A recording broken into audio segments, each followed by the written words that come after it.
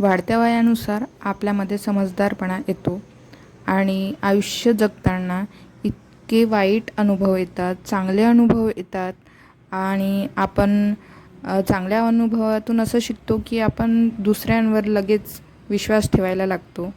पण आयुष्य इतकंही सोपं नसतं की दुसऱ्यांवर लगेच विश्वास ठेवायला हवा. आयुष्य जगताना प्रत्येक अडचणी येतं, पण चांगल्या आणि वाईट वेळेत आपलं कोण साथ असतं ते वाईट वेळेत आपल्याला लक्षात येतं.